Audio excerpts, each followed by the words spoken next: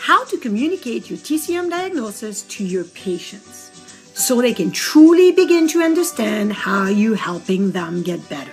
Think about it. Does a medical doctor says you had a myocardial infarction or you had a cerebral vascular accident? They usually say you had a heart attack or you had a stroke. Your patients haven't gone to acupuncture school, so they don't know the language. Speak to them in terms they can understand. Don't tell them their kidney yang is deficient or that their liver yang is rising.